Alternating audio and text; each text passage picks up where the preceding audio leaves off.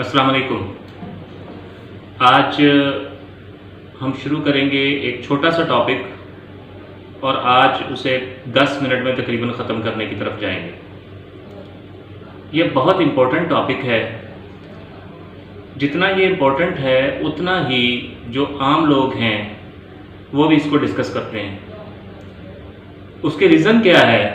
Reason ये है कि अक्सर FIRs जो हैं वो गलत तौर पे हो जाती हैं। बाज़ FIRs में पॉलिटिकल विक्टिमाइजेशन होती है, बाज़ औक़ात FIR के कंटेंट्स कुछ और होते हैं और FIRs में जो है वो ऑफेंसेस कुछ और लगा दिए जाते हैं जो कि अगर उस FIR के कंटेंट्स को पढ़ा जाए तो from the contents of FIR जो ऑफेंस है वो मेड आउट नहीं होते। तो फिर ऐसी FIRs अमूमन जो हैं पॉलिटिकल प्रेशर या किसी और प्रेशर के ज़रिए से करवाई जाती हैं, विद कनेवेंस ऑफ पुलिस करवाई जाती हैं।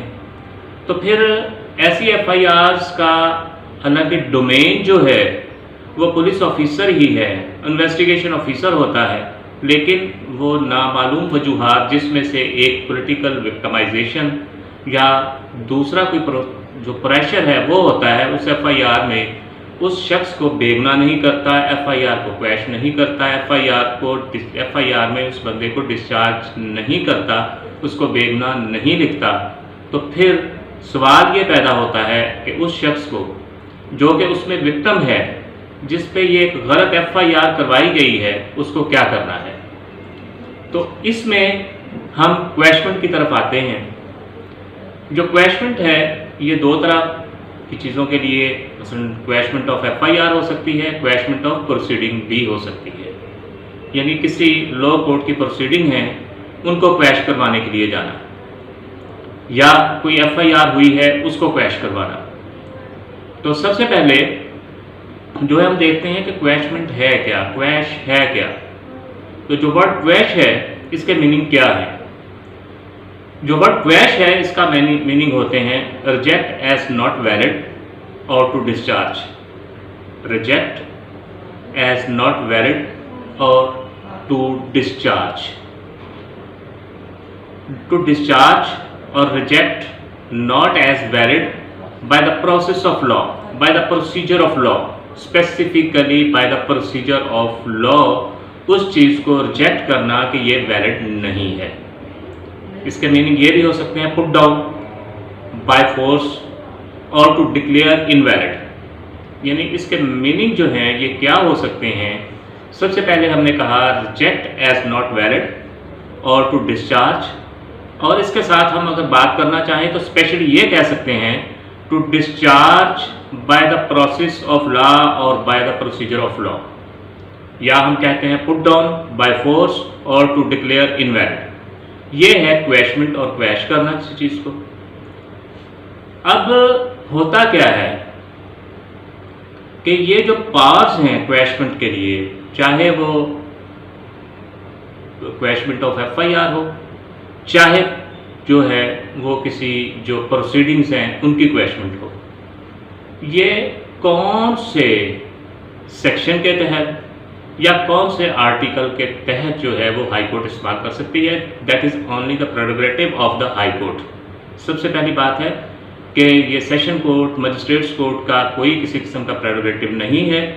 ये अगर पार्ट जो है इस्तेमाल कर सकती है तो ओनली हाई कोर्ट कर सकती है, और उसमें हाई कोर्ट जो है उसका सेक्शन है 561A CRPC या under article 199 of the constitution of Islamic Republic of Pakistan है। इन एक जो सेक्शन है और एक जो आर्टिकल है, इनके तहत हाई कोर्ट ये पार्ट्स इस्तेमाल कर सकती है। अब ये हाई कोर्ट जो है ये पार्ट्स कहाँ कहाँ इस्तेमाल कर सकती है? क्योंकि जो सबसे ज़रूरी बात है, ये डोमेन जो है ये तो सिर्फ एक इन्वेस्टिगेशन ऑफिसर का है, क्योंकि ये सब्जेक्ट जो है ये comes under the domain of investigation officer, domain of the police.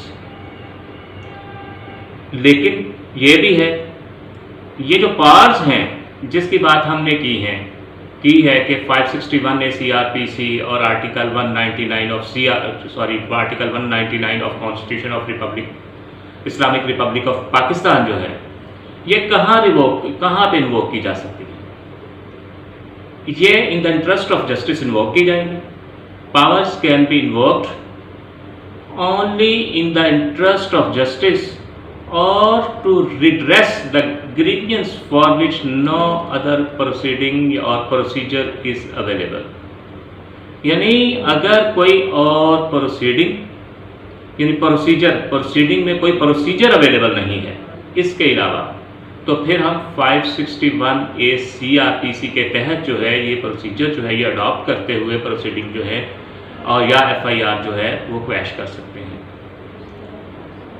लेकिन अगर FIR पढ़ी जाती है और FIR के कंटेंट से ऐसा लगता है या ये प्रमशय ये पता चलता है कि जब इसके कंटेंट्स पढ़े जाएंगे तो ऑफेंस तो मेड आउट हो रहा है और वो भी कॉग्नाइजेबल है, अब उसमें कितनी उसमें सच्चाई है या कितना उसमें झूठ है, ये जब तक इन्वेस्टिगेशन नहीं की जाएगी ये पता नहीं चलेगा।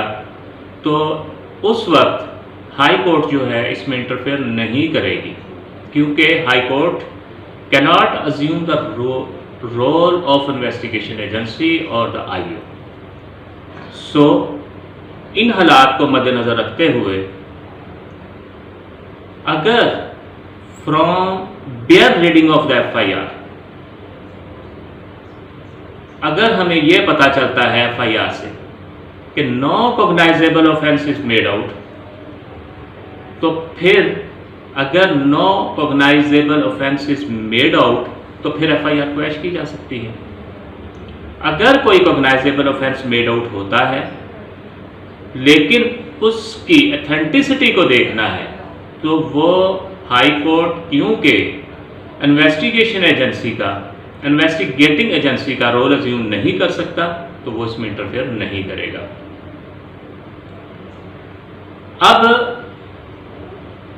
अगर हम देखें तो जो 561 CRPC है वो है inherent powers of the high court, और 199 जो है आर्टिकल उसमें रिट जुरिस्डिक्शन है, जिसमें उसमें जाके देखते हैं कॉन्स्टिट्यूशनल जुरिस्डिक्शन जो है उसमें देखेंगे। अब हाई कोर्ट ने पब्लिक फंक्शनरीज जो हैं उनको उनके डोमेन जो अलॉट किया गया है उसी में उसको रख के काम के लिए कहना है, और अगर ऐसा नहीं है कि जो पब्लिक फंक्शनरीज हैं उसमें काम नहीं कर रहे, तो किसी भी शख्स को जो कि एक्यूज्ड पर्सन है उसको ऐसे ऑफेंस के लिए पुलिस को प्रोसिक्यूट करने की इजाज़त नहीं दी जा सकती जो उसने कमिट नहीं किया। तो ऐसी सूरत में जो हाई कोर्ट है वो इनहेरेंट पावर्स के तहत इसमें इंटरफेयर कर सकता है। अब इसमें चंद एक चीज़ें जो गाइडलाइंस हैं वो देख लेते हैं, वो क्या है। हम FIR या जो कंप्लेंट है उसको देखते हैं। अगर उसकी फेस वैल्यू के तौर पे देखें कि उसमें अपरेंटली क्या है, तो उसमें अगर हम देखें कि cognisable offence is not made out, तो फिर सबसे पहली बात ये है कि कॉग्नाइजेबल ऑफेंस मेड आउट नहीं हो रहा, तो फिर हाई कोर्ट उसमें इंटरफेयर करेगी और FIR को क्वैश कर दिया जाएगा। अगर non cognisable offence made out होता है या लगता है कि नॉन कॉग्नाइजेबल ऑफेंस है, तो फिर मजिस्ट्रेट्स के पास मजिस्ट्रेट्स की परमिशन के साथ उसमें इन्वेस्टिगेशन की जाएगी, फिर FIR नहीं होगी।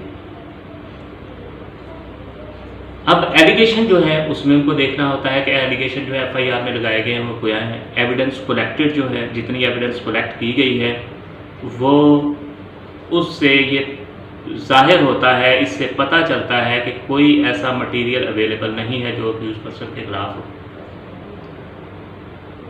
और या ये भी हो सकता है कि किसी जगह पे एक्सप्रेसली जो ऐसा लीगल बार है कि ये FIR नहीं होनी चाहिए, तो तब भी FIR जो है क्वैश की जा सकती है अंडर आर्टिकल 199 और 561 ए CRPC में इनहेरेंट पावर्स में जाके, यानी एक्सप्रेसली उसको बार किया गया है, ये FIR नहीं बनती। या लीगल प्रोसीडिंग्स जो हैं, अगर हम किसी जगह देखते हैं कि प्रोसीडिंग ऐसी हैं कि जो प्रोसीडिंग्स हैं वो एक पता चलता है, बज़ाहिर पता चलता है, मैनिफेस्टली जो है वो attended with malafide, maliciously, unjustified, ulterior motives हैं या पर्सनल ग्रज है। यानी जो लीगल प्रोसीडिंग्स हैं उससे हमें पता चलता है कि ये क्या है, मेलाफाइडी है, उसमें मलिशियसली जो है इंस्टीट्यूटेड है और अल्टीरियर मोटिव है इसमें। अगर इस तरह की चीज़ें होंगी और पर्सनल ग्रज होगा तो हाई कोर्ट इसमें इंटरफेयर करेगी और फिर उसके बाद इस एफआईआर को क्वैश कर दिया जाएगा, ख़त्म कर दिया जाएगा। तो ये चंद चीज़ें, चंद रूल्स के तहत अगर कोई एफआईआर किसी शख्स के खिलाफ गलत हो जाती है, उसमें ऑफेंस मेड आउट नहीं हो रहा, पॉलिटिकल विक्टिमाइजेशन है या कुछ प्रोसीडिंग्स हैं जो कि मैनिफेस्टली अटेंडेड जो हैं विद मेलाफाइडी हैं, तो ऐसी सूरत हाल में हाई कोर्ट इंटरफेयर करेगी और प्रोसीडिंग्स जो हैं क्वैश कर दी जाएंगी। ये हमने क्वैशमेंट के बारे में पढ़ा है। इसके बाद हम नेक्स्ट लेक्चर में इंशाअल्लाह बात करेंगे आगे जो हम एविडेंस की बात कर रहे हैं सीआरपीसी में। उस वक्त तक के लिए इजाज़त दीजिए। अल्लाह हाफ़िज़।